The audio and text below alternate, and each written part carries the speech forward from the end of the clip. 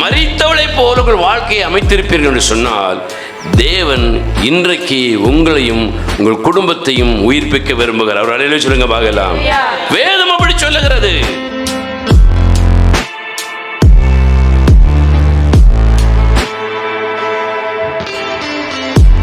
ஒரு மனிதன் உயிரோடு இருந்தாலும் கூட செத்தவனை போலவே வாழ்ந்து கொண்டிருக்கிறான். அல்லேலூயா.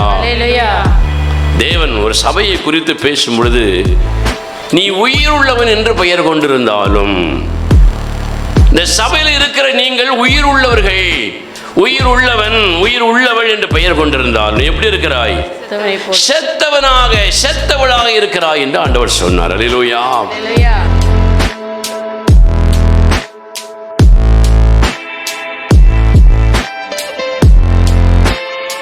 ஒரு மனிதன் உயிரோடு இருந்தாலும் கூட செத்தவனை போலவே வாழ்ந்து கொண்டிருக்கிறான். அல்லேலூயா. நம்முடைய வாழ்க்கையில அநேக நேரங்களிலே பலவிதமான சபைகளிலே அங்கம் வைத்திருக்கிறோம். கிறிஸ்தவ சபைகளிலே அங்கம் வைத்திருக்கிறோம், பெரிய பெரிய சபைகளிலே அங்கம் வைத்திருக்கிறோம், பெரிய பெரிய கூட்டங்கள் இருக்கிற சபைகளிலே அங்கம் வைத்திருக்கிறோம். அது மாத்திரமல்ல, அநேக மனிதர்களிடத்திலே நாம் என்ன செய்திருக்கிறோம்? ஐக்கியம் வைத்திருக்கிறோம். வேதம் சொல்லுகிறது, இவர்கள் எல்லாம் நம்ம கூட இருந்தாலும் வெளியே உயிருள்ளவர்களைப் போல நம்மை காட்டிக்கொள்ளுகிறோமே தவிர உண்மையிலே நம்ம எப்படி இருக்கிறோம்? செத்து போய் இருக்கிறோம். அல்லேலூயா.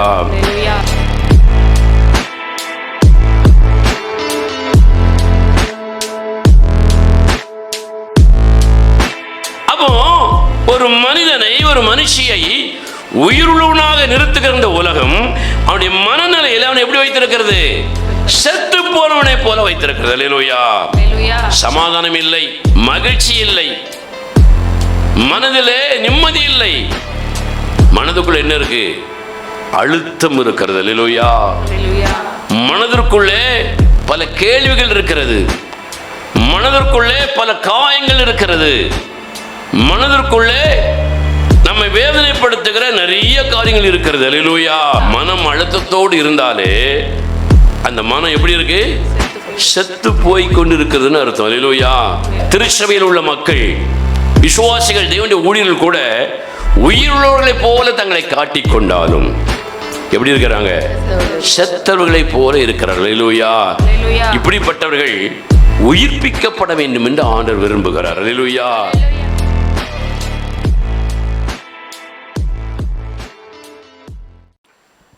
அல்லேலூயா. அல்லேலூயா.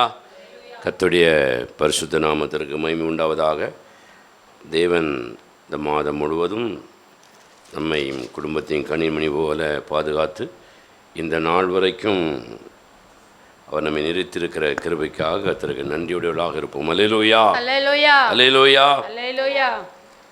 நேற்று தினத்திலே கூட ஒரு பெரிய பூகம்பம் மியான்மர் என்கிற அந்த நகரத்தில் வந்ததாக செய்திகளிலே போடப்பட்டிருக்கிறது. உலகத்தில் இதுவரை வந்த பூகம்பங்களில் இதுதான் பெரிய பூகம்பமா. அல்லேலூயா. இந்த பூகம்பத்தில் பெரிய பெரிய கட்டடங்கள் இடிந்து தரமட்டமாகி அங்கே அநேக மனிதர்கள் இறந்து போயிருக்க வாய்ப்பு இருக்கிறது என்று செய்திகள், தொலைக்காட்சிகள் எல்லாம் அறிவிக்கிறது. அல்லேலூயா. அந்த நிலநடுக்கம் வந்த பொழுது முதலில் எத்தனை பேர் இறந்திருக்கிறார்கள் என்கிற கணக்கு பார்க்கும்போது 160 பேர் இறந்துருந்தாங்களாம். முதல்ல 100, மாதிரி 160, மாதிரி 200. ஆனால் அந்த கட்டடத்தை பார்த்து அப்படி நம்ம கணிக்கவே முடியாது. ஒரு 30 மாடி உயரமுள்ள ஒரு கட்டடம். அது ஒரு வேளை பெரிய தொழில் சம்பந்தப்பட்டதாக, வேலை சம்பந்தப்பட்டதாக கூட இருக்கலாம். அல்லேலூயா. ஆனால் அது இடிந்து விழுந்தபொழுது இன்றைக்கி காலையில் சொல்லுகிறார்கள் 10,000த்திற்கும் மேற்பட்டவர்கள் அதில் சிக்கி இறந்திருக்கலாம். 2,000-3,000 பேருக்கு கடுமையான காயங்கள். ஒரு சிலருக்கு கை இல்லை, ஒரு சிலருக்கு கால் இல்லை, ஒரு சிலருக்கு இரண்டுமே இல்லை. அந்த காரியங்களை, நபர்களை பார்க்கவே மனம் ரொம்ப பதைக்கிறது என்று சொல்லி அந்த செய்தியாளரே சொல்லுகிறார். யோசித்து பாருங்கள். இந்த உயரமான கட்டடங்களிலே வேலை பார்க்கிறவர்கள் என்ன நினைத்திருப்பார்கள்? நமக்கு நல்ல வேலை கிடைத்திருக்கிறது, நல்ல ஐடி கம்பெனியில் வேலை கிடைச்சிருக்குது, நம்ம வேலை செய்கிற கட்டடமே எவ்வளோ பெருசாக இருக்குது என்கிற பெருமை அல்லது ஒரு தங்களை தாங்களே மேன்மையாக எண்ணிக்கொள்ளக்கூடிய எண்ணங்கள் எல்லாம் வந்திருக்கும். நம்ம ரொம்ப நல்லா இருக்கிறோம், கை நிறைய சம்பாதிக்கிறோம், இவ்வளோ உயரமான ஏசி கட்டிடத்தில் பெரிய கம்பெனியில் வேலை பார்க்குறோம் என்று அடிக்கடி தங்களை தாங்களே நினைத்து பெருமைப்பட்டு கொள்ளக்கூடிய மனிதர்கள் மனுஷர்கள் நிறைய இருக்கிறாங்க. அல்லேலூயா. சத்தம் அல்லேலூயா சொல்லுங்கள். வழக்கமாக நம்ம ஊர்லேயே ஒரு கதை சொல்லுவாங்க. சைக்கிளில் போயிட்டு இருக்கிறவன் திடீர்னால ஸ்கூட்டரில் போகிறான், ஸ்கூட்டரில் போயிட்டு இருக்கிறவன் திடீர்னால ஒரு காரில் போகிறான். அல்லேலூயா. ஆமாம், அந்த காரில் போயிட்டு இருக்கிறவன் திடீர்னால ஒரு பெரிய காரில் போகிறான். அல்லேலூயா. என்ன யோசிப்பான்? நம்ம சைக்கிளில் போயிட்டு இருந்தோம், இப்போ நம்ம கார் எப்படி இருக்குது? ரொம்ப பெருசாக இருக்குது. இன்னும் சிலர் விலை உயர்ந்த காரில் போவாங்க. என் கார் 10 லட்ச ரூபா, என் கார் 20 லட்ச ரூபா, என் கார் 1 கோடி ரூபா என்று அதை குறித்து பெருமை இருக்கும். சிலருக்கு தங்களுடைய திறமைகளை குறித்த பெருமை இருக்கும். இப்படி எல்லா பெருமைகளும் அந்த மனுஷனுக்குள்ளே என்ன செய்யுது இருக்குது. அதே போல் இந்த மியான்மர் நாட்டில் வேலை பார்த்த அந்த கட்டிடத்தில் வாழ்ந்தவர்கள் அப்படி யோசித்துருக்கலாம். ஒரு சின்ன அசைவு தான், பூமிக்கு அடியில் அந்த தரை தட்டு என்று சொல்லக்கூடிய தட்டு அப்படி நவுண்டுச்சான். அது 3200 கிலோமீட்டர் அளவில் கீழே இருக்குதான். நாம் ஒரு 5 அடி போடுவோம், ஒரு 10 அடியை போடுவோம் அஸ்திபாரம். அதுக்கு கீழே 3000 அடி கீழே இருக்கும் பொழுது அந்த கட்டடம் அந்த கீழே உள்ள தட்டு அப்படி நகழும்போது அந்த மேலே வரைக்கும் அவ்வளோ என்ன செஞ்சிடும் சொல்லுங்க, நகன்றோம். அப்படி அந்த பெரிய சரிவும் உண்டாயிரும்.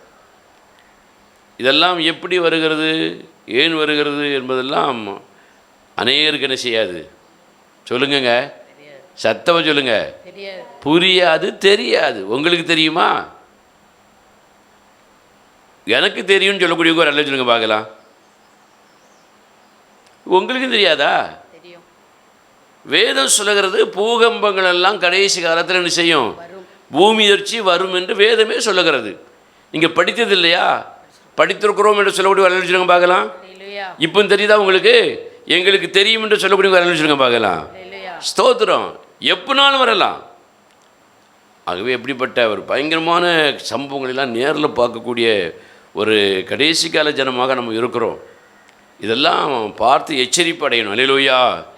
எந்த விதத்திலும் பெருமை அடைவதற்கான எண்ணங்கள் சிந்தனைகள் நமக்குள்ள நினைச்சக்கூடாது, வரவே கூடாது. அல்லேலூயா. ஆகவே தொடர்ந்து நம்முடைய வாழ்க்கையை தேவ பயத்தோடு நம்ம அமைத்துக்கொள்வோம். கர்த்தர் நம்மை ஆசீர்வதிப்பார்.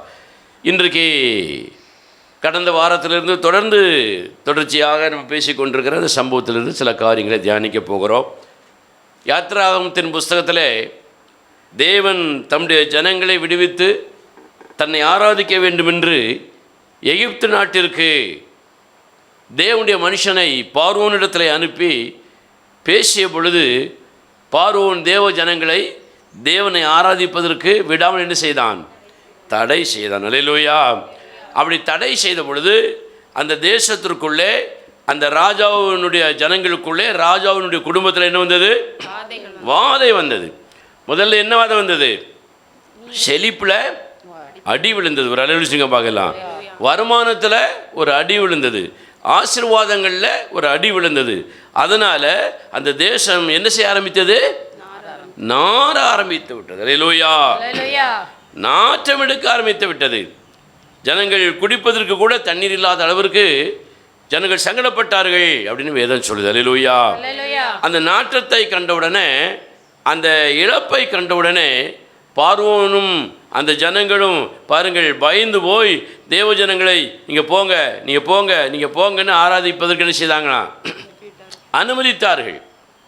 ஆனால் அந்த பிரச்சனை தீர்ந்த உடனே மறுபடியும் தேவ ஜனங்களை பார்வோன் என்ன செய்தான்? தடை செய்தான். அல்லேலூயா. அப்படி அவன் தடை செய்த பொழுது தேவன் இரண்டாவதாக ஒரு வாதையை அனுப்பினார். அந்த இரண்டாவது வாதை எதுன்னு பார்த்தீங்கன்னா என்னது? தவளை. இந்த தவளையை தேவன் வாதையாக அனுப்பினதற்கும் நமது வாழ்க்கைக்கு என்ன சம்பந்தம்னு பார்த்தீங்கன்னா, வேதத்திலிருந்து ஒரு வசனத்தை உங்களை நான் சுட்டி காட்டினேன். அல்லேலூயா. என்ன சுட்டி காட்டினேன்? தவளை என்பது தண்ணீரிலும் தரையிலும் வாழுகிற ஒரு பிரயாணி. அல்லேலூயா. அந்த பிரயாணிக்கு இருக்கிற சோபம் என்னன்னு பார்த்தீங்கன்னா, 2 நிலைகளிலே அவைகள் வாழுகிறது. அல்லேலூயா. எத்தனை நிலை? 2 நிலை. தண்ணியிலையும் கிடக்கும், தரையிலையும் கிடக்கும். அல்லேலூயா. 2 நிலைகள் என்பது மனிதனுடைய மனநிலைகளை குறித்து வேதம் சொல்லுகிறது. ஒரு அறிவு பார்க்கலாம். இன்றைக்கும் அநேக மனிதர்கள் 2 விதமான மனநிலைகளில் வாழுகிறார்கள். அவர்கள் அப்படி வாழ்வது கூட பெரிய விஷயம் இல்லை. தேவனை அறிந்திருக்கிறோம், ரட்சிக்கப்பட்டிருக்கிறோம், ஞானசானம் பெற்றிருக்கிறோம் என்கிற நிலையிலே இருப்பவர்கள் கூட 2 விதமான மனநிலைகளை என்ன செய்கிறார்கள்? வாழுகிறார்கள். அல்லேலூயா. பாருங்க, 2 விதமான மனநிலைகளிலே வாழுகிற ஆவிக்குரிய கிறிஸ்தவர்களை பார்க்கிறோம். எங்கே 2 விதமான மனநிலைகள் அவளுக்கு வருகிறது? வேதம் சொல்கிறது, தேவனை பின்பற்றுகிற காரியங்களிலே, தேவனை நம்புகிற காரியங்களிலே, தேவனுக்கு கீழ்ப்பிடிக்கிற காரியங்களிலே, தேவனிடத்தில் சேர வேண்டிய காரியங்களிலே, தேவனுக்கு ஊழியம் செய்ய வேண்டிய காரியங்களிலே எப்படிப்பட்ட மனநிலை வருது? 2 விதமான மனநிலை. இரு மனமுள்ளவன் தன் வழிகளிலே நிலையற்றவன், அவன் தேவனிடத்திலே ஒன்றையும் பெற்றுக்கொள்ள மாட்டான். 2 விதமான நாவுகளினாலே பேசுகிறவன் தேவனால் சபிக்கப்பட்டவனாக இருப்பான். அவன் நாவை கத்தர் என்ன செய்வார்? அறுத்து போடுவார்னு வேதம் சொல்லுது. 2 நினைவுகளாலே குந்தி குந்தி நடப்பவன் தேவனுடைய கோபத்தை சம்பாதிக்கிறான் என்று வேதம் சொல்லுகிறது. அது மாத்திரமல்ல, 2 மனமுள்ளவன் தேவனிடத்தில் என்ன செய்ய மாட்டான்? சேர மாட்டான். அல்லேலூயா. 2 விதமான மனநிலை உள்ளவன், 2 எஜமான்களுக்கு ஊழியம் செய்கிறவன், ஒருவனை சிநேகிப்பான், ஒருவனை பகைப்பான். அல்லேலூயா. ஒருவனை பின்பற்றுவான் அல்லது ஒருவனை அசட்டை பண்ணுவான். 2 விதமான எஜமான் என்று சொல்லும் பொழுது ஆக மொத்தத்தில் பார்த்தா, ஒன்று பணம், இன்னொன்று தேவன். அல்லேலூயா. ஒன்று பணம், இன்னொன்று தேவன். நீங்கள் தேவனை பின்பற்றினால் பணத்தை பின்பற்ற முடியாது. அல்லேலூயா. நீங்கள் பணத்தை மாத்திரம் பின்பற்றினால் தேவனை பின்பற்ற முடியாது. நீங்கள் தேவனை சிநேகித்தால், நேசித்தால், பணத்தை சிநேகிக்க நேசிக்க உங்களால் முடியாது. அல்லேலூயா. நீங்கள் தேவனை முழுமையாக நீங்கள் பற்றி கொண்டால் பணத்தை முழுமையாக பற்றி கொள்ள முடியாது. ஒரு அல்லேலூயா சொல்லுங்க பார்க்கலாம். ஒருவனை சிநேகித்து இன்னொருவனை பகைக்கிற ஒரு மனநிலை 2 விதமான மனநிலை. ஒருவனை பற்றி கொண்டு இன்னொருவனை பாருங்கள் அசட்டை பண்ணுகிற மனநிலை 2 விதமான மனநிலை. இப்படிப்பட்டவர்கள் வேதம் சொல்லுகிறது, தேவனுக்கு முன்பாக அருவருக்கப்படத்தக்க மனிதர்கள், அருவருப்பானவர்கள் என்று வேதம் சொல்லுகிறது. அல்லேலூயா.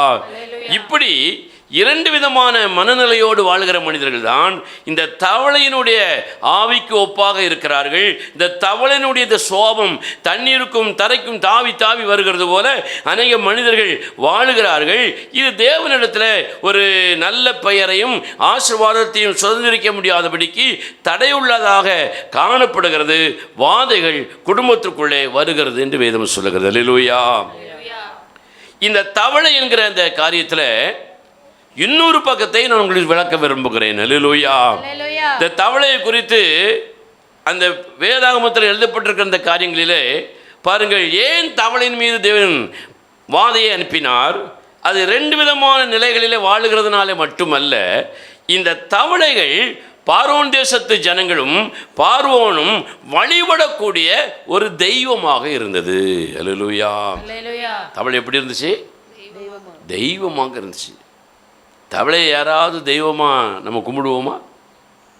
கும்பிட மாட்டோம். நீங்கள் நிறைய இடத்துல பாருங்கள், மிருகங்களை தெய்வமாக கும்பிடக்கூடிய மனிதர்களை பார்க்குறோம். பாம்பை தெய்வமாக கும்பிடுகிறார்கள், நாயை தெய்வமாக கும்பிடுகிறார்கள். இன்னும் பார்த்தீங்கன்னா ஆட்டை தெய்வமாக கும்பிடுகிறார்கள், மிருகங்களை தெய்வமாக கும்பிடுகிறார்கள். இப்படி சொல்லிக்கொண்டே போகலாம். அதுபோல் மனிதர்களையும் தெய்வமாக கும்பிடுகிறவர்கள் உண்டு. அல்லேலூயா. ஆமாம். இப்படி பல விதமான காரியங்களை தெய்வங்களாக நினைத்து வழிபடுகிற ஜனங்கள் நிறைய இருக்கிறார்கள். அதுபோல இந்த தவளையை பார்வோனும் பார்வோன் தேசத்து ஜனங்கள் எப்படி வழிபட்டாங்களா? தெய்வமாக வழிபட்டார்களா? அல்லேலூயா. நான் வாலிப வயதில் இருந்த பொழுது பாருங்கள், பல திரைப்படங்கள் பார்க்கிற ஒரு அனுபவம் எனக்கு இருந்தது. அப்போ இந்த பக்தி படங்களை எல்லாம் நான் பார்ப்பேன். அந்த பக்தி படங்களை எல்லாம் நான் பார்க்கும் பொழுது பாருங்கள், ஒரு குறிப்பிட்ட திரைப்படத்தில் பார்த்தீங்கன்னா பாம்பை அப்படி தெய்வமாக காட்டுவார்கள். பாம்பு என்றால் படையும் நடுங்கும். அல்லேலூயா. பாம்பு என்றால் படையே நடுங்குது. அப்போது இந்த பாம்பை தெய்வமாக வழிபடுகிற ஒரு காட்சியை காட்டினார்கள். அப்போ எல்லோரும் என்ன நினைப்பாங்க? பாம்பை கும்பிடலாம் போலுக்கு, பாம்பை வழிபடலாம் போலுக்கு அப்படின்னு பார்க்குறாங்க. ஒரு பாம்பு ஒரு மனிதனை துரத்துகிறது, அவன் அதை அப்படியே கையெடுத்து கும்பிட்ட உடனே அது என்ன செஞ்சிருது? திரும்பி போயிடுது. அல்லேலூயா. இப்படி அந்த திரைப்பட காட்சிகள் அமைக்கப்பட்டிருப்பதை நான் பார்த்தேன், நீங்களும் பார்த்துருப்பீங்க. அதை பார்த்த ஒரு சிறுமி ஒரு தடவை பள்ளிக்கூடத்துக்கு போயிட்டோ எங்கேயோ வெளியே கடைக்கு போயிட்டோ வரும்பொழுது ஏற்றால ஒரு பாம்பு வந்திருக்கு. இது இந்த திரைப்படத்தை பார்த்ததை வச்சு அந்த பாம்புக்கு முன்னால் அப்படியே கையெடுத்து கும்பிட்டுட்டு நின்றுருக்கு, முழங்கால் போட்டு அப்படியே கும்பிட்டுட்டு இருந்திருக்கு. அது கிட்ட வந்து நல்ல மாற திரும்ப என்ன செஞ்சிச்சு? குத்திச்சு. அந்த சின்ன பொண்ணு இறந்தே போச்சு.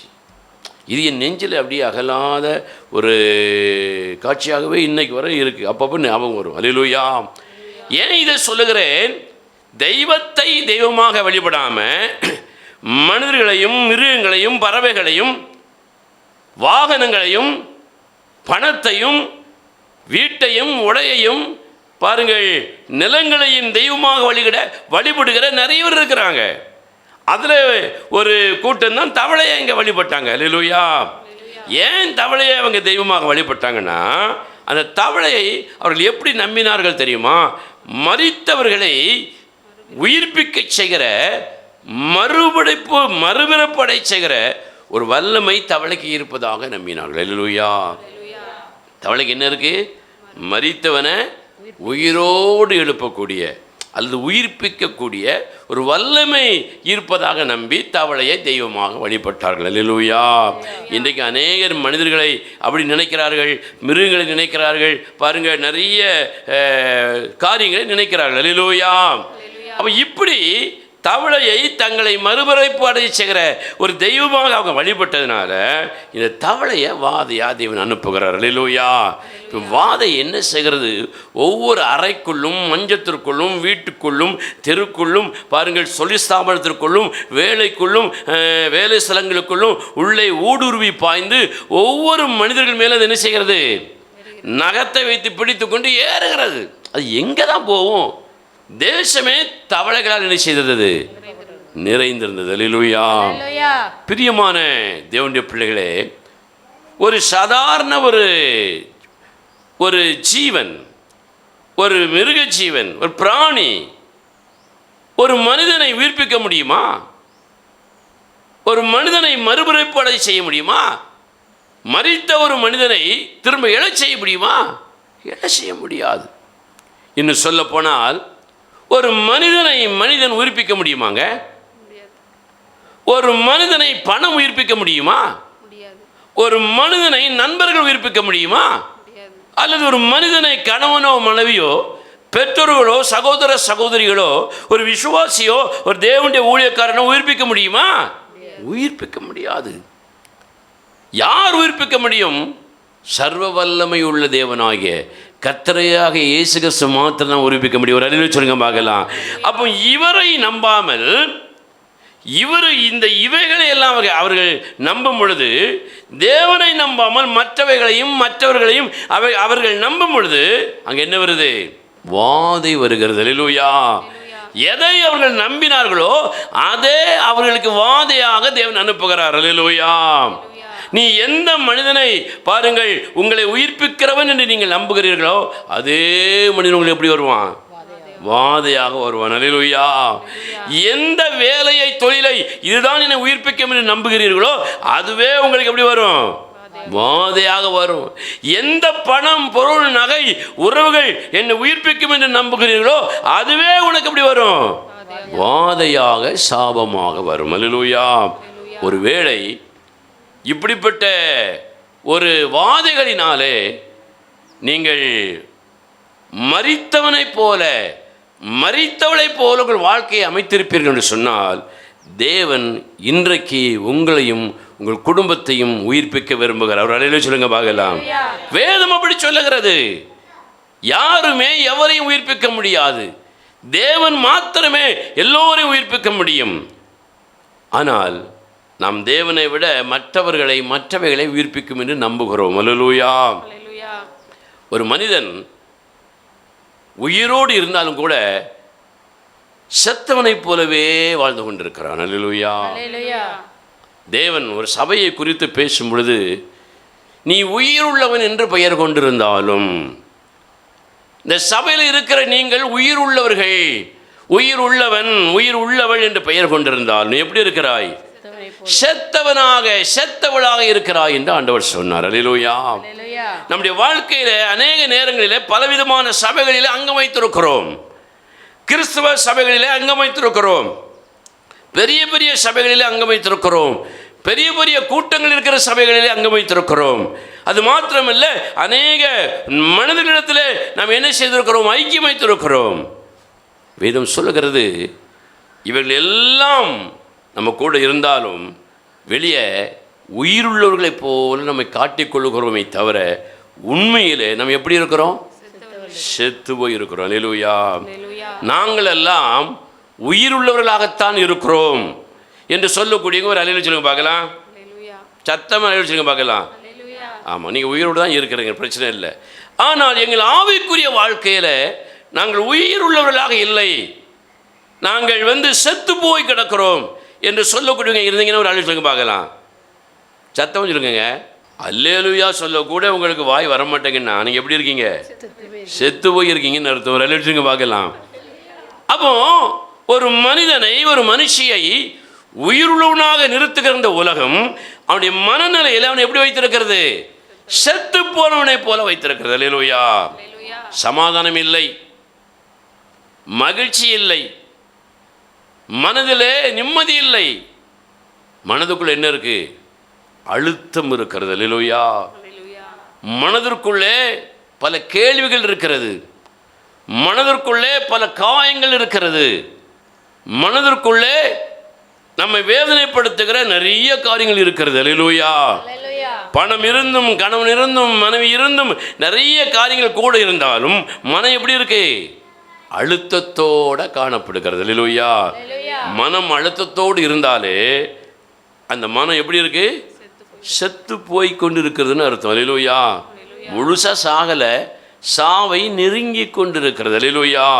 சாவை நெருங்குகிறவன் விடுகிற சோசம் போல அப்படின்னு வேதம் சொல்லுது. அல்லேலூயா. வாசிருக்கீங்களா? சாவை ஒருவன் நெருங்கினால் அவனுடைய சோசம் எப்படி இருக்கும்?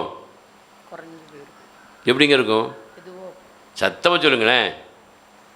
சாகிற ஆளை நீங்கள் பார்த்தது இல்லையா? யாரையும் கடைசி நேரத்தில் பெட்டில் இருப்பாங்க, அவங்க மூச்சு எப்படி போகும்னு பார்த்துருக்கீங்களா? எப்படி போவோம்? மேல் மூச்சு கீழ் மூச்சு வாங்கும், இழுக்கும். இதுதான் சாவுகிறவன், சாவை விரும்புகிறவன், சாக போகிறவன் விடுகிற சுவாசம். அல்லேலூயா. சரி, இப்படி மனிதனுடைய வாழ்க்கை மன அழுத்தத்தோட ஒரு உயிர்ப்பிக்கப்பட்ட நிலையில் இல்லாமல் செத்து போனதாக இருக்கிறது என்று ஆண்டவர் சபையை குறித்து பேசினார். அல்லேலூயா. இன்றைக்கும் அநேக திருச்சபையில் உள்ள மக்கள், விசுவாசிகள், தேவனுடைய ஊழியர்கள் கூட உயிருள்ளவர்களைப் போல தங்களை காட்டிக்கொண்டாலும் எப்படி இருக்கிறாங்க? செத்தவர்களைப் போல இருக்கிறார்கள். அல்லேலூயா. இப்படிப்பட்டவர்கள் உயிர்ப்பிக்கப்பட வேண்டும் என்று ஆண்டவர் விரும்புகிறார். அல்லேலூயா. இவர்கள் உயிர்ப்பிக்கப்படுவதற்கு ஒரு சபைக்கு போய் ஐக்கியம் வைத்துக் கொண்டால் மாத்திரம் போதாது. அல்லேலூயா. இவர்கள் உயிர்ப்பிக்கப்படுவதற்காக வேதத்தை வாசித்தால் மாத்திரம் போதாது. இவர்கள் உயிர்ப்பிக்கப்படுவதற்காக பிரசங்கம் பண்ணி ஊழியம் செய்து விட்டால் போதாது. அல்லேலூயா. இவர்கள் உயிர்ப்பிக்கப்படுவதற்காக பணத்தை லட்சக்கணக்கில் கோடிக்கணக்கில் சேர்த்து வைத்தால் போதாது. அல்லேலூயா. அப்படி ஆனால் இவர்கள் உயிர்ப்பிக்கப்பட வேண்டுமானால் தேவனை நெருங்கணும். அல்லேலூயா. அவர்தான் இவர்களை உயிர்ப்பிக்கணும். அல்லேலூயா. ஸ்தோத்திரம். ஆண்டவர் யாரை உயிர்ப்பிக்கிறார் என்கிற ஒரு சில வசனங்களை சொல்லிவிட்டு நான் ஜெபிக்கலாம்னு நினைக்கிறேன். ஒரு அல்லேலூயா சொல்லுங்க பார்க்கலாம். எடுத்தவர்கள் வாசிக்கலாம்.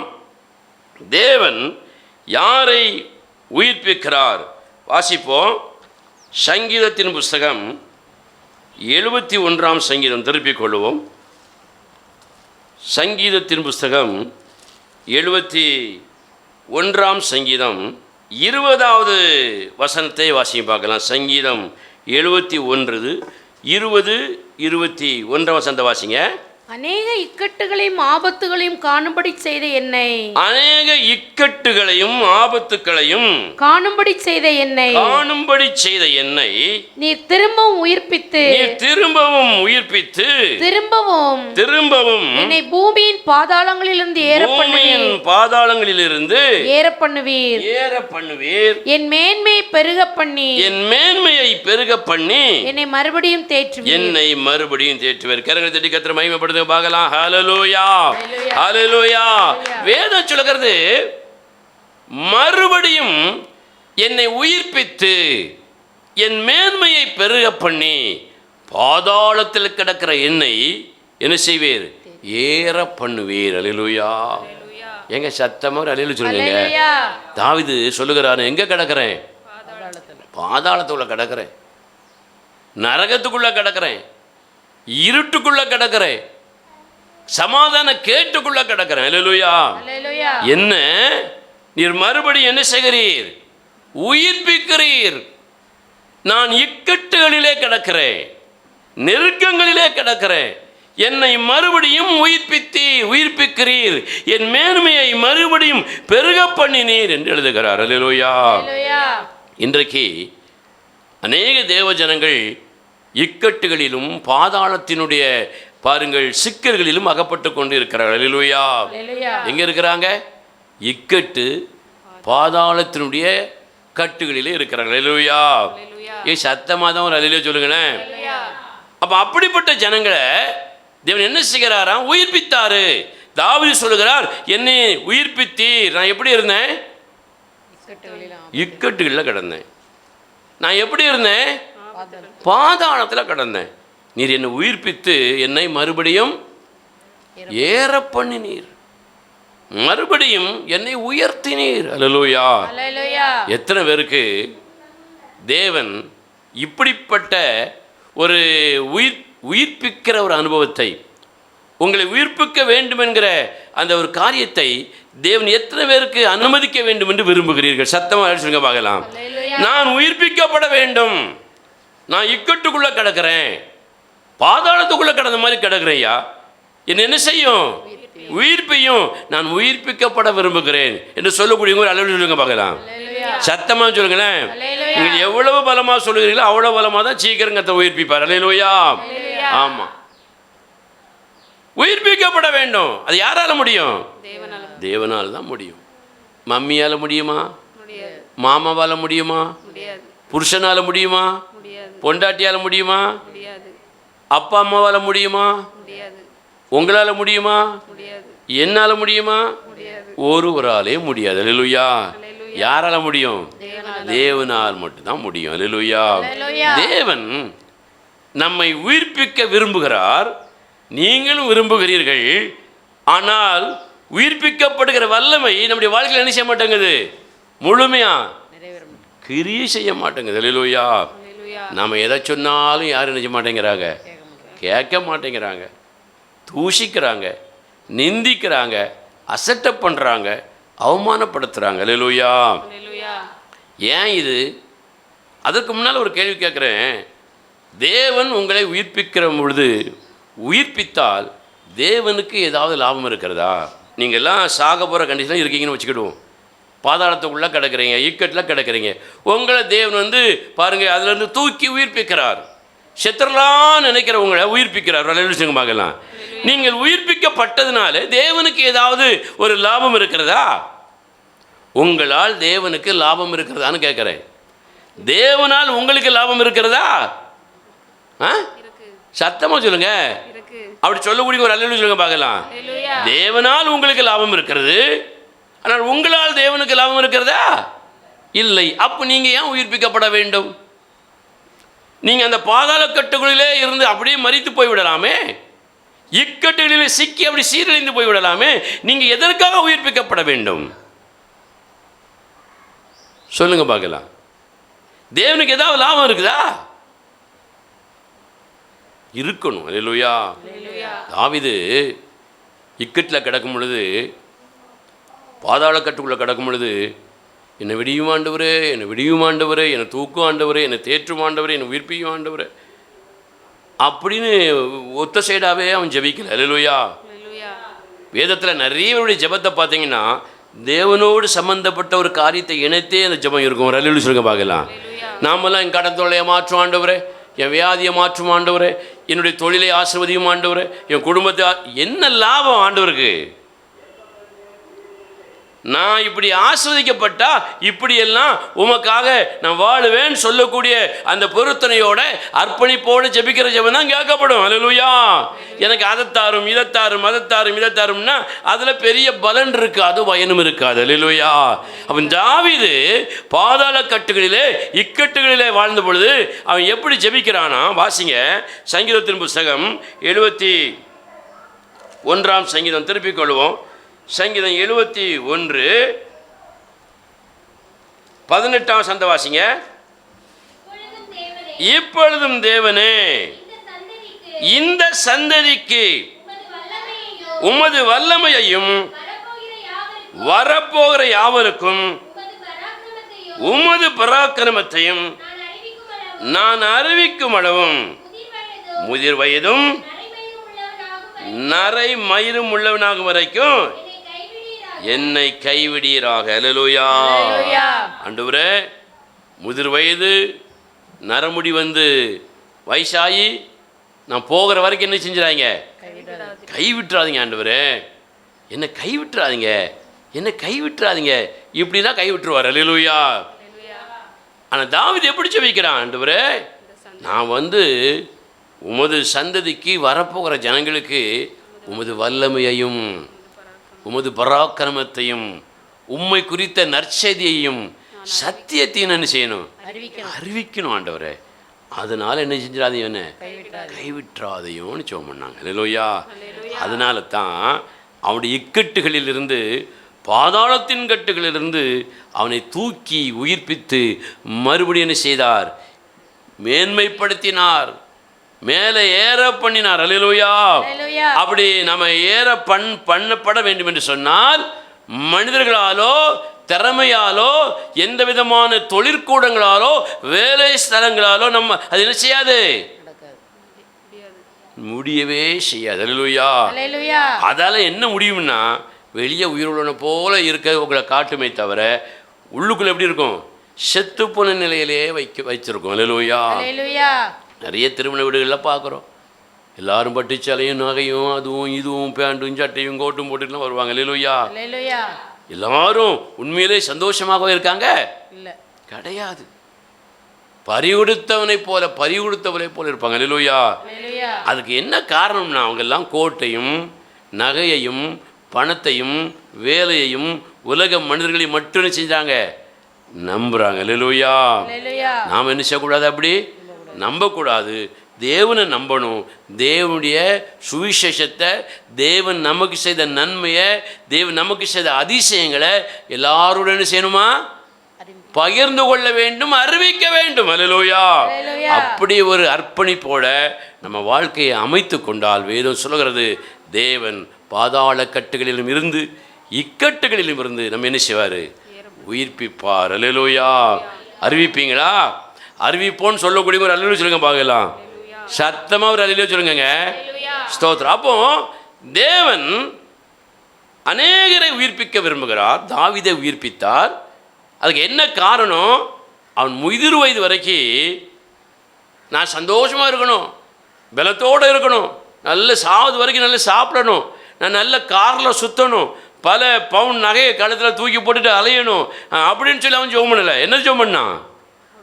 முதிர் வயது வரைக்கும் உம்முடைய வல்லமைய என்கிட்ட காட்டின உம்முடைய வல்லமைய, என்ன ரட்சித்த உம்முடைய வல்லமைய, எனக்கு செய்த அற்புதங்களை அதிசயங்களை நான் வரப்போகிற யாவருக்கும் இந்த சந்ததிக்கு என்ன செய்வேன்? அறிவிப்பேன். அல்லேலூயா. அப்படிப்பட்டவர்களை தேவன் என்ன செய்வார்? உயிர்ப்பிக்கிறார். தவளையும் எந்த மிருகமும் எந்த மனிதனும் நம்ம என்ன செய்ய முடியாது?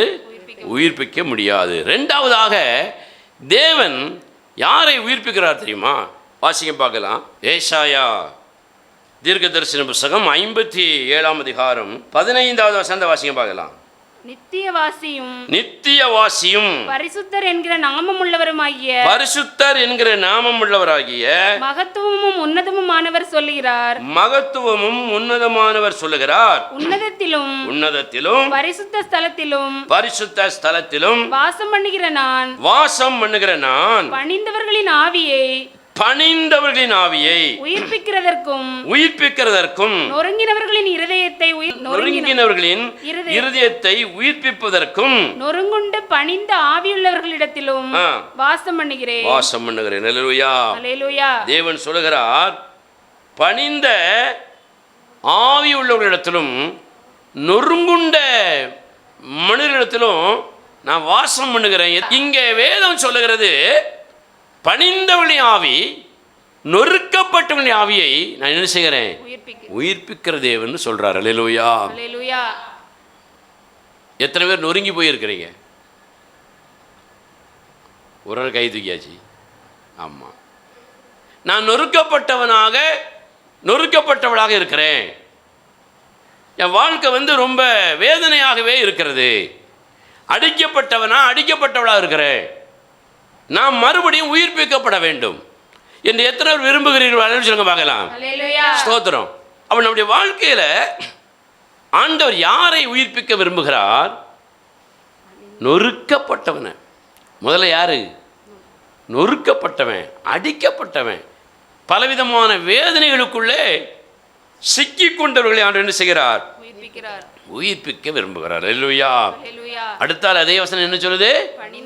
பணிந்தவர்களின் ஆவியை. அல்லேலூயா. இவன் நொறுக்கப்பட்டவங்க யாருன்னு கேட்டதுக்கு எல்லாரும் நாங்கன்னு கை தூக்கி அல்லேலூயா சொல்லிட்டீங்க. அல்லேலூயா. பணிந்தவர்களின் ஆவி. பணிந்தவர்கள் என்னது? தேவனிடத்துல பணி உள்ளவர்களாகி தேவனுடைய வார்த்தைகளுக்கு தங்களை கீழ்ப்படுத்தி பணிந்து நடக்கிறவங்க தான் பணிந்தவர்கள் வேதம் சொல்லுது. அல்லேலூயா. பாவலா வைக்கிறவங்க கிடையாது. அல்லேலூயா. உங்க பழமொழியில சொல்ல போனா பம்மாத்து வைக்கிறவங்க கிடையாது. அல்லேலூயா. பணிந்தவர்கள், தேவனை ஆராதிக்கிறவர்கள், தேவனுக்கு அடிபணிந்தவர்கள், தேவனுக்கு தாழ குனிந்து தங்களை பணிந்து ஒப்பு கொடுத்தவர்கள். அல்லேலூயா. இப்படிப்பட்டவங்களை தேவன் என்ன செய்வாராம்? உயிர்ப்பிப்பார். இவங்கெல்லாம் இப்போ எப்படி இருக்காங்க? இவங்க உயிர்ப்பிக்கப்படணும்னா இப்போ இவங்க என்ன நிலையில் இருக்காங்க? செத்தவர்களை போல இருக்கிறாங்க. அல்லேலூயா. ஒரு காலத்தில் தேவனுக்காக பணிந்து குனிந்து தேவனை ஆராதனை செய்தவர்கள், தங்களை ஒப்பு கொடுத்தவங்க, நொறுக்கப்பட்ட நேரத்தில் ஆண்டவரால் உயிர்ப்பிக்கப்பட்டு அவர்கள் எல்லாம் கட்டப்பட்டவர்கள். அல்லேலூயா. இப்போ ஆண்டவர் சொல்றாரு, மறுபடியும் உன்னை என்ன செய்ய வேண்டியிருக்கு? உயிர்ப்பிக்க வேண்டியிருக்குதுப்பா. மறுபடியும் உன்னை உயிர்ப்பிக்க வேண்டியிருக்குதுமா. நீ பணிந்தவனாக எனக்கு கீழ்ப்படிந்தவர்களாக இருந்தால் உன்னை என்ன செய்வேன்? உயிர்ப்பிப்பேன். நீ நொறுக்கப்பட்டவனாக இருந்தாலும் நீ என்னை நோக்கி பார்த்து பணிந்து குனிந்து ஆராதனை செய்து கீழ்ப்படிந்தவன் என்ன செய்வேன்? உயிர்ப்பிப்பேங்கிறார். அல்லேலூயா. இப்போ உயிர்ப்பிக்கப்பட்ட இவங்க செத்து போனவர்களை போல இருப்பதற்கு என்ன காரணம்? திருச்சபையில் உள்ள விசுவாசிகள், தேவனுடைய பிள்ளைகள் அல்லேலூயா என்று ஆர்ப்பரித்தாலும், பலவிதமான ஆவிக்குரிய காரியங்களை சத்தமாக காட்டினாலும், வேதம் சொல்லுகிறபடி நீ உயிரோடு இருக்கிறவர்கள் என்று பெயர் கொண்டாலும் எப்படி இருக்கீங்க? செத்தவர்களை போல இருக்கிறீங்க. சீக்கிரம் உன்னுடைய குறைகளை எல்லாம் என்ன செய்? சரிபடுத்தி விடு. நான் உன்னிடத்துல ஒரு திருப்திகரமாக இல்லை அப்படின்னு அந்த வசனம் சொல்லியிருக்கேன். அல்லேலூயா. ஏன் திருப்திகரமாக இல்லை? ஆஸ்வதிக்கப்பட்ட உயிர்ப்பிக்கப்பட்ட அந்த தேவ ஜனங்கள் எப்போ செத்தவங்களைப் போல மரித்தவர்களைப் போல மாறினாங்க? எப்போ சமாதான கேட்டுக்குள்ளே அவங்க வந்தாங்க அப்படின்னு பார்த்தீங்கன்னா, ஆண்டவரே சொல்லுகிறார். ஒரு வசனத்தை வாசிங்க. ஏசாயா 57 அதிகாரம் 17 வசனத்தை வாசிங்க. நான் அவர்கள் பொருளாசை என்னும் அக்கிரமத்து நிமித்தம் கடும் கோபமாகி அவர்களை அடித்தேன். முதல் பிரச்சனை என்னது? பொருளாசை என்னும் அக்கிரமத்தினால அவங்க மேல என்ன வந்தது? எனக்கு கோபம் வந்துச்சு. பொருளாசை என்னது? கத்தோலிக்க வேதம் சொல்லுது பேராசைன்னு போட்டிருக்கு. அல்லேலூயா. எதுலெல்லாம் நீங்க அதிகமாக பேராசைப்படுறீங்களோ அது அத்தனையுமே பொருளாசை தான். அல்லேலூயா. எல்லாத்திற்கும் ஒரு அளவு இருக்குங்க. அல்லேலூயா. பொருளை வாங்குவதற்கும், பொருளை பாருங்கள் சேர்த்து வைப்பதற்கும், ஒரு மனிதனிடத்தில் அன்பு செலுத்துவதற்கும் எல்லாத்திற்கும் ஒரு அளவு இருக்குது. அல்லேலூயா. எல்லாத்துலேயும் பேராசை நினைச்சக்கூடாது, வரவே கூடாது. அல்லேலூயா. நான் நினைக்கிறேன் அந்த பேராசை தான் ஒருவேளை இச்சை என்கிற ஒரு தூண்டுகோலாக அமைந்திருக்கிறதுன்னு யோசிக்கிறேன். அல்லேலூயா. நகையின் மேலே, பணத்தின் மேலே, பாருங்க, வேலையின் மேலே, தொழிலின் மேலே ஒருத்தர் பேராசை வந்துட்டு வச்சுக்கிடுங்க, அது மேலே என்ன இருக்கு? இச்சை இருக்குது. உணவின் மேலே, உடையின் மேலே ஒருவருக்கு பேராசை வந்து விட்டால் அது என்ன இருக்கு? இச்சை இருக்குது. ஒரு மனிதன் மேலே, ஒரு மனுஷன் மேலே பேராசை வந்து விட்டால் அது என்ன இருக்கு? இச்சை இருக்கிறது. இது யாருக்கு பிடிக்காது? தேவனுக்கு பிடிக்காது. கோபம் வரலையா? என்ன வந்துச்சு? கடும் கோபம் வந்துட்டான். அல்லேலூயா. ஒரே போட்டார். அல்லேலூயா. போட்டதுனால அங்கே என்ன இல்லை? உயிர் இல்லை, ஜீவன் இல்லை, சமாதானம் இல்லை, நிம்மதி இல்லை. உயிருள்ளவர்களைப் போல வெளியே நடமாடுகிறார்கள். உள்ளே எப்படி இருக்கிறார்கள்? மரித்தவனைப் போல, செத்தவனைப் போல இருக்கிறார்கள். அப்படிப்பட்டவர்களை தேவன் உயிர்ப்பிக்க விரும்புகிறார்னு இந்த வேதம் சொல்கிறது. அல்லேலூயா. முதல்ல இவங்க அடிக்கப்பட்டதுக்கு என்ன காரணம்? பேராசை என்கிற பொருளாசை. அதே வசனத்தை மறுபடியும் வாசிங்க. ஏசாயா 57 அதிகாரம் 17 வசனத்தை மறுபடியும் வாசிங்க. நான் அவர்கள் பொருளாசை என்னும் அக்கிரமத்து நிமித்தம் கடும் கோபமாகி அவர்களை அடித்தேன். நான் மறைந்து கடும் கோபமாக இருந்தேன். தங்கள் மனம் போன போக்கிலே மாறுபாடாக நடந்தார்கள். அல்லேலூயா. பொருளாசை வந்து பொருள் பெருகிட்டாலே அடுத்தால என்ன நட வந்துடும்? மனம் போன போக்கு. அல்லேலூயா. எந்த போக்கு? மனம் போன போக்கு. யாரும் கேட்க முடியாது. யாரையும் நீங்கள் நம்பி வாழ வேண்டிய அவசியம் இல்லை. ஏன்னா நல்ல பொருள், வசதி, பணம், சொத்து, சுகம் எல்லாமே நமக்கு என்ன செய்யுது? ஜம்முன்னு இருக்கு. வச்சுங்க பார்க்கலாம். எவனும் எவளும் நம்ம என்ன செய்ய முடியாது? சொல்லுங்க, கேட்க முடியாது. அப்படிங்கிற ஒரு தெனாவட்டில் எப்படி நடப்பாங்கண்ணா? மனம் போன போக்கில் நடப்பாங்க. அல்லேலூயா.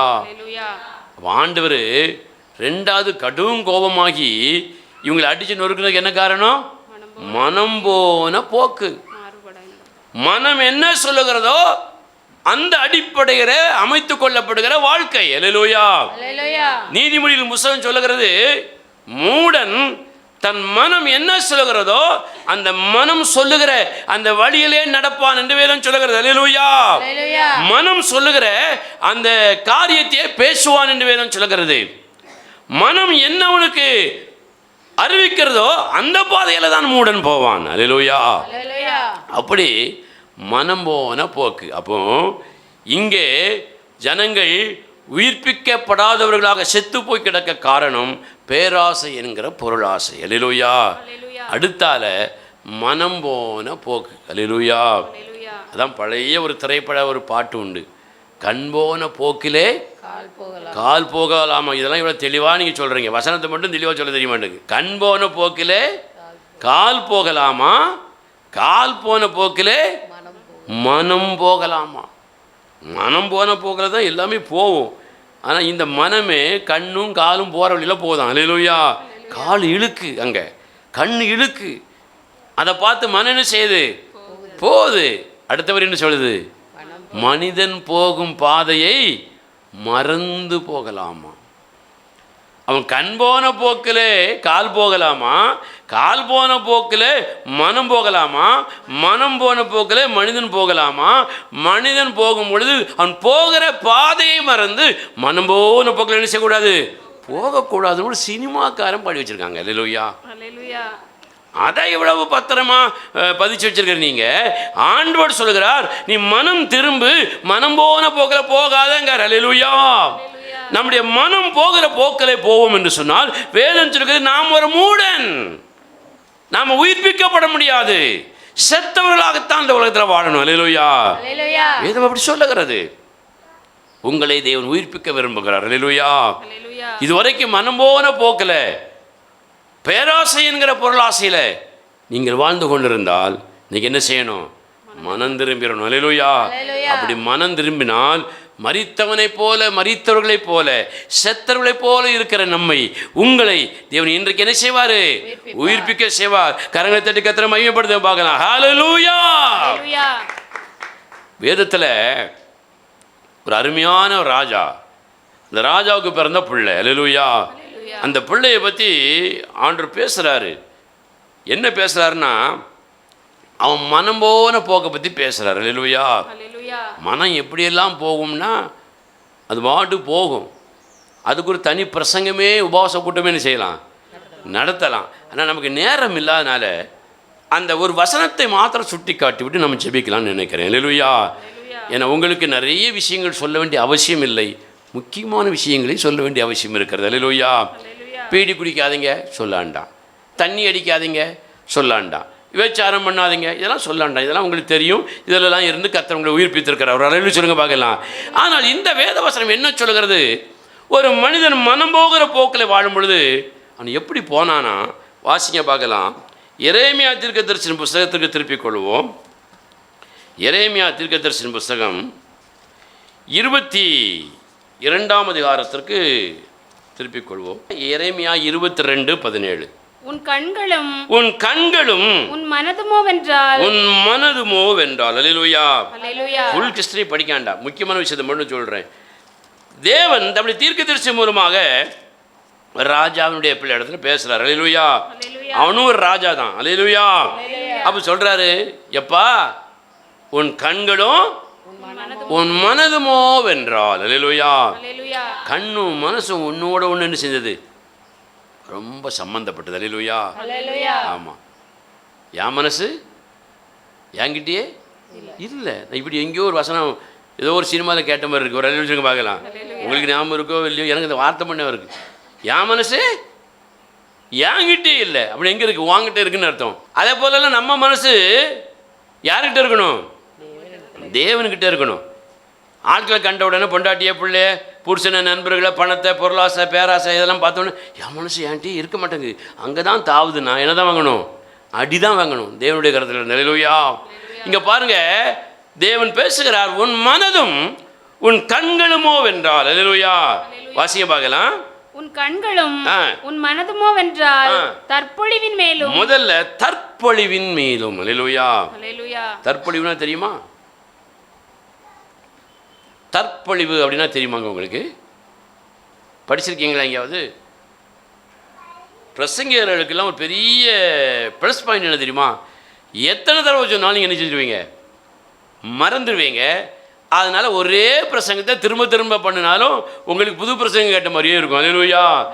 இதை நினச்சி நிறைய பிரசங்கிமார்கள் பைபிளே என்ன செய்யறதில்ல, படிக்கிறதில்ல, வேதத்தை தியானிக்கிறது இல்லை. ஒரு குறிப்பு வச்சுக்கிட்டு திரும்ப திரும்ப ஒரு 100 தடவை 100 இடத்துல போய் பிரசங்கம் பண்ணிடுவாங்க. அல்லேலூயா.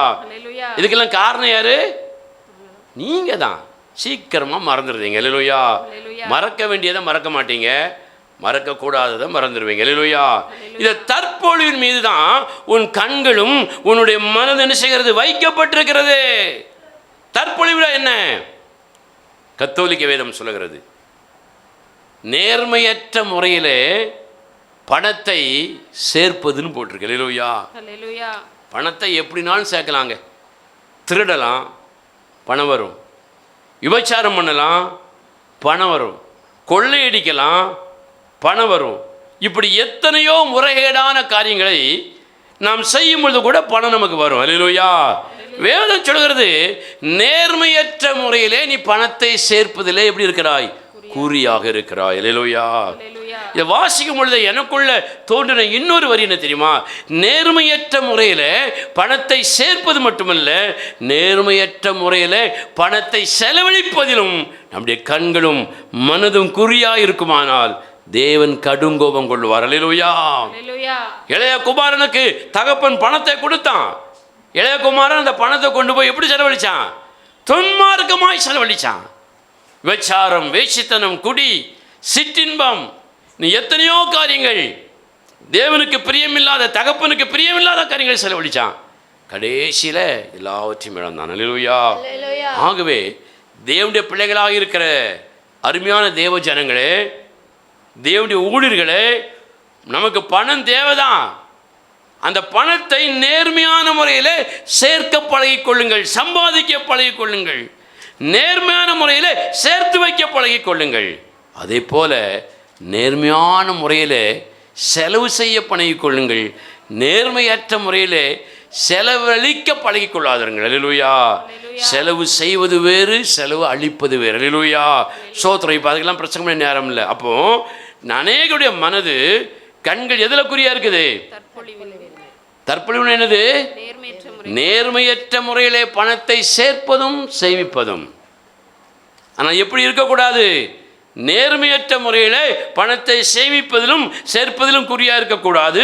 இன்னொன்று என்ன சொன்னேன்? நேர்மையற்ற முறையில் பணத்தை செலவழிப்பதிலே குறியா இருக்கக்கூடாது. அல்லேலூயா. சிற்றின்பங்களுக்கும், சாப்பாட்டுக்கும், துணிக்கும், நகைக்கும், ஊரை சுற்றுவதற்கும், உலகத்தை சுற்றுவதற்கும் செலவழிக்கவே கூடாது. அல்லேலூயா. தேவனுக்கு பயந்து செலவழிக்கணும்.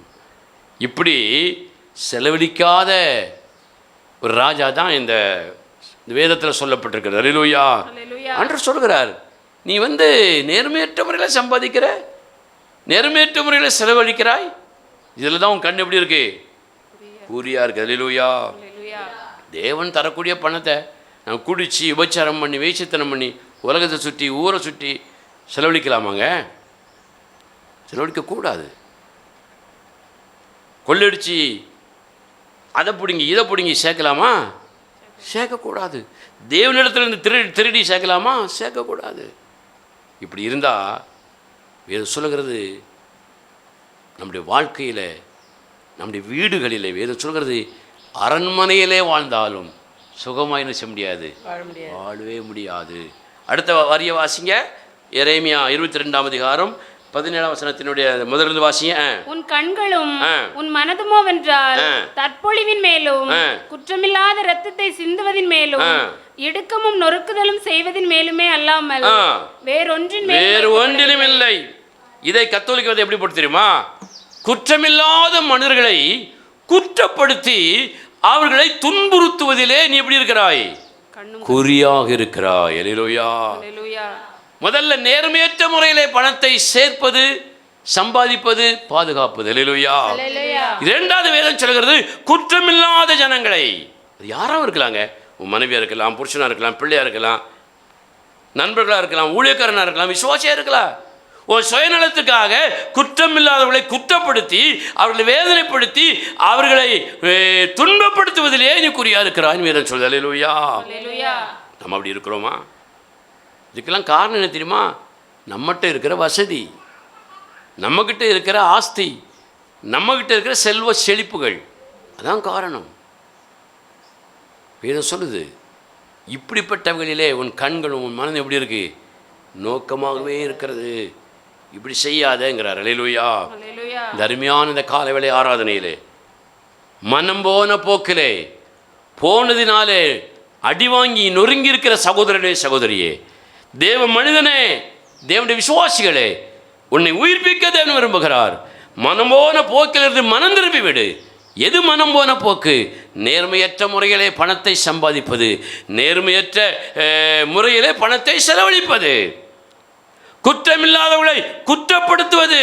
குற்றம் உள்ளவர்கள் கூட குற்றத்தை உணர்த்துங்கள், தவறல்ல. குற்றம் இல்லாதவர்கள் என்று தெரிந்த பிறகும் நீங்கள் தப்புவதற்காக, சுயநலத்திற்காக குற்றப்படுத்தி அவர்களை வேதனைப்படுத்தி துன்பப்படுத்தினால் அது தேவனுடைய பார்வையிலே பெரிய குற்றமாகிவிடும். அல்லேலூயா. இப்படிப்பட்டவனுடைய வாழ்க்கையுடைய முடிவு எப்படி இருக்குன்னு தெரியுமா? ஒரு வசனத்தை தொடர்ந்து அதிலே வாசிங்கள். எரேமியா தீர்க்கதரிசியின் புஸ்தகம், திருப்பிக் கொள்வோம், 19வது வசனத்தை வாசிங்க. ஒரு கழுதை புதைக்கப்படுகிற வண்ணமாய் அவன் எருசலேமின் வாசல்களுக்கு வெளியே, ஒரு கழுதை புதைக்கப்படும் வண்ணமாக அவன் எருசலேமின் வாசல்களுக்கு வெளியே, எருசலேமின் வாசல்களுக்கு வெளியே இழுத்தெறிந்து புதைக்கப்படுவான் என்று கர்த்தர் சொல்கிறார். அல்லேலூயா. நல்ல அடக்கமே கிடைக்காது, நல்ல சாவே கிடைக்காது. அல்லேலூயா. கிடைச்சாலும் ஐயோ ஒரு நல்ல மனிதன், நல்ல மனுஷி என்று ஒரு மரியாதையோடு நினைச்ச மாட்டாங்க, அடக்கம் பண்ண மாட்டாங்க. தூக்கி இந்த குழிக்குள்ளே போடு, கழுதப்ப இவெல்லாம் ஒரு மனுஷனா, இவெல்லாம் ஒரு மனுஷன் சொல்லி கழுதையை, ஒரு மிருகத்தை, ஒரு நாயை, செத்த நாயை இழுப்ப போல இழுத்து தூக்கி போறப்பட்டு போயிடுவான். அல்லேலூயா. ஒரு மனிதனுடைய வாழ்க்கையின் முடிவு ரொம்ப முக்கியம். அல்லேலூயா. வேதத்தில் நிறைய ராஜாக்களுடைய வாழ்க்கையை பற்றி நான் பிரசங்கம் பண்ணியிருக்கிறேன், உங்களுக்கு ஞாபகம் இருக்காது. சிலருடைய வாழ்க்கையின் முடிவெல்லாம் ரொம்ப வேதனையாக இருக்கும், அவமானப்பட்டதாக இருக்கும். உசியா ராஜா செத்த பிறகு அவனை என்ன சொல்லி அடக்கம் பண்ணுவாங்க? இவன் குஷ்டரோகி. எசேக்கியா ராஜா செத்த பொழுது இவன் தேவனுக்கு பயந்தவன் என்று கனம் பண்ணி அடக்கம் பண்ணாங்களாம். அல்லேலூயா. அப்படி வாழ்க்கை ரொம்ப கவனமாக அமைச்சுக்கிடணும். அல்லேலூயா. மனம் போன போக்கிலே நம்ம நடக்கும் பொழுது உயிரோடு இருக்கிற நம்ம வாழ்க்கை மரித்த ஒரு வாழ்க்கைக்கு சமமாயிரும். அல்லேலூயா. மனம் போன போக்குனா என்னது? எதில் மனம் போன போக்கில் போகிறோம்? நேர்மையற்ற முறையிலே பணத்தை சம்பாதிப்பதிலும் சேர்ப்பதிலும், நேர்மையற்ற முறையிலே பணத்தை செலவழிப்பதிலும். அடுத்தால குற்றமில்லாதவர்களை குற்றப்படுத்தி துன்பப்படுத்துகிற ஒரு மனநிலையிலுமே நம்முடைய கண்ணும் மனதும் குறியாக இருக்குமா என்றால் அது பாவம். அவங்க முடிவு எப்படி இருக்கும்? ஒரு கழுதையை இழுத்து புதைக்கிறது போல நினைச்சுவாங்களாம், புதைச்சிட்டு போயிடுவாங்க. அல்லேலூயா. அவங்க வேதம் சொல்லுகிறது நம்முடைய வாழ்க்கையை உயிர்ப்பிக்கிற தேவனிடத்தில் ஒப்புக் கொடுப்போம்.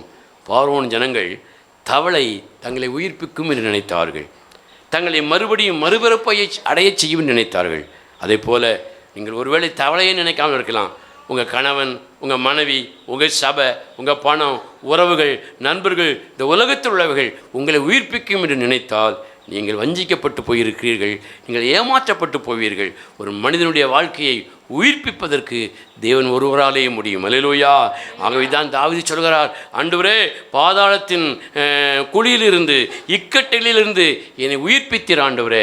நான் முதிர் வயது வரைக்கும் உடைய சத்தியத்தையும் உடைய வல்லமையையும் உடைய பராக்கிரமத்தையும் நான் என் கூட இருக்கிறவங்களுக்கும் வரக்கூடிய ஆட்களுக்கும் நான் அறிவிப்பேன் என்று சொன்னான். அல்லேலூயா.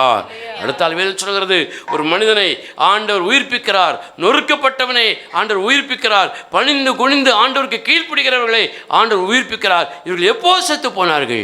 தங்கள் மனதும் தங்களுடைய கண்களும் நேர்மையற்ற முறையிலே பணத்தை சம்பாதிப்பதிலும் சேர்ப்பதிலும் செலவழிப்பதிலும் இருந்ததினாலே. அல்லேலூயா.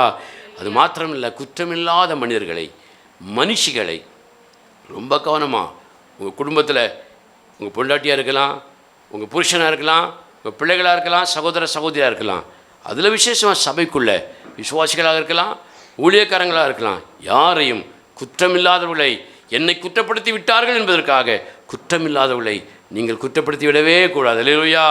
அப்படியெல்லாம் நீங்கள் செய்தால் தேவன் அதில் பிரியப்பட மாட்டார். வாழ்க்கை முடிவு ஒரு மனுஷனைப் போல அல்ல, ஒரு விசுவாசிகளைப் போல அல்ல, ஒரு ஊழியக்காரனைப் போல அல்ல, தேவனால் கனம் பண்ணுகிற ஒரு மனிதர்களாக அல்ல, ஒரு கழுதையைப் போல இழுத்து போட்டு புதைக்கிற ஒரு சாபமான நிலைமைக்கு தள்ளப்பட்டு விடும். அல்லேலூயா. ஆகவே தேவனே உங்களை உயிர்ப்பிக்கிறவர், தேவனே உங்களை கட்டுகிறவர். ஆகவே இந்த மாதிரி காரியங்களில் இருந்து மனம் திரும்புங்கள். மனம் போகிற போக்கையிலே உங்கள் வாழ்க்கையை அமைத்து கொள்ளாதிருங்கள், உங்கள் குடும்பத்தை அமைத்து கொள்ளாதிருங்கள், உங்களது ஒவ்வொரு பகுதியையும் அமைத்து கொள்ளாதிருங்கள். தேவன் விரும்புகிற காரியத்தில் உங்களை அமைத்து கொள்ளுங்கள். மனம் திரும்புங்கள். நிச்சயமாகவே தேசத்தின் நன்மைகளை நீங்கள் புசிப்பீர்கள். அல்லேலூயா. நம்ம உயிர்ப்பிப்பதற்கு நம்முடைய தேவனை தவிர வேறு யாராலும் எதுவாலும் முடியவே முடியாது. அல்லேலூயா. அப்படி எல்லாரும் எளிமை நின்று, ஆண்டவரே நான் இன்றைக்கு வாழுகிறேன் என்று சொன்னால் நீர் எனக்கு தந்த கிருபை ஆண்டவரே. நான் இன்றைக்கு வாழுகிறேன் என்று சொன்னால் நீர் தந்த கிருபை ஆண்டவரே. நான் இன்றைக்கு வளர்ந்திருக்கிறேன், உயர்ந்திருக்கிறேன், ஆசீர்வாதமாக இருக்கிறேன் என்று சொன்னால் என் கணவனோ மனைவியோ வேலையோ தொழிலோ என் திறமையோ அல்ல ஆண்டவரே, நீர் தந்தது ஆண்டவரே. நான் இன்றைக்கு உயர்த்தப்பட்டவளாக இருக்கிறேன் என்று சொன்னால் நீர் தந்த கிருபை ஆண்டவரே. அந்த கிருபையை நான் இழந்துடக்கூடாது. மாயையை பின்பற்றி, உலகத்தை பின்பற்றி மனமான போக்கிலே வாழும் பொழுது இந்த கிருபையை அவர்கள் போக்கடித்து விடுவார்கள், இழந்து விடுவார்கள் என்று வேதம் சொல்லுகிறது. நான் மனம் திரும்புகிறேன் ஆண்டவரே, நான் மனம் திரும்புகிறேன், என்னை ஒப்பு கொடுக்கிறேன் ஆண்டவரே என்று சொல்லி வாய் திறந்து அப்படியே மனம் திரும்புதலோடு ஒப்பு கொடுங்க பார்க்கலாம். ஒரு காலத்தில் எல்லாரும் கைவிட்ட பொழுது தேவன் மாத்திரமே நம்மை தேற்றிட வந்தார். ஆமென். நான் தள்ளாடி நடந்தேன், யாரும் என்னை தாங்கி பிடிக்கல, தேவன் தான் என்னை தாங்கினார். வெளிப்படையாக ரகசியமாக கதறி கதறி அழுதேன்.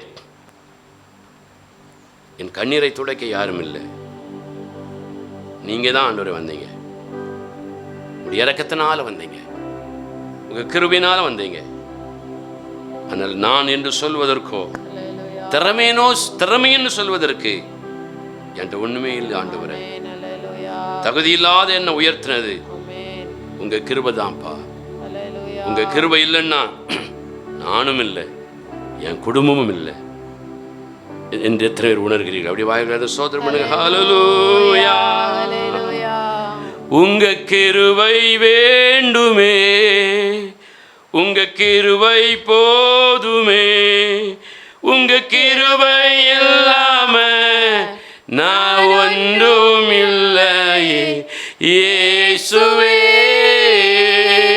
சேர்ந்து உண்மையான இருதயத்தோடு நம்முடைய மனதை திருப்பின தேவ பிள்ளைகளாக, தேவனிடத்திலே மனதை உறுதியாக இணைத்து கொண்ட தேவ பிள்ளைகளாக, உம்மை உறுதியாக பற்றி கொண்டிருக்கிறேன் என்கிற மனதை உடையவளாக இந்த வரிகளை பாடுவோமா? சென்று பாடுவோம். உங்க கிருபை வேண்டுமே, உங்க கிருபை போதுமே, உங்க கிருபை இல்லாம நான் ஒன்றும் இல்லையே இயேசுவே. உங்க கிருபை வேண்டுமே, உங்க கிருபை போதுமே, உங்க கிருபை இல்லாம நான் ஒன்றும் இல்லையே இயேசுவே. நாம் வாழ்ந்தது உங்க கிருபை, நாம் வளர்ந்தது உங்க கிருபை, என்னை உயர்த்தி வைத்தீரே உம் கிருபையே. நாம் வாழ்ந்தது உங்க கிருபை, நாம் வளர்ந்தது உங்க கிருபை, என்னை உயர்த்தி வைத்தீரே உம் கிருபையே. உங்க கிருபை வேண்டுமே, உங்க கிருபை சத்தமாய், உங்க கிருபை இல்லாம நான் ஒன்றும் இல்லையே இயேசுவே. உங்க கிருபை வேண்டுமே, உங்க கிருபை போதுமே, உங்க கிருபை இல்லாம நான் ஒன்றும் இல்லையே இயேசுவே. தனிமையில் அழுத போது தேற்றிட யாரும் இல்லை, தள்ளாடி நான் நடந்த போது தாங்கிட யாரும் இல்லை. தனிமையில் அழுத போது தேற்றிட யாரும் இல்லை, தள்ளாடி நான் நடந்த போது தாங்கிட யாரும் இல்லை. கதறி அழுத நேரத்தில் என் கண்ணீர் துடைத்த கிருபை, உங்க கிருபை இல்லைனா நானும் இல்லை, உங்க கிருபை இல்லை. நான் சேர்ந்து நானும் இல்லை. உங்க கிருபை வேண்டுமே, உங்க கிருபை போதுமே,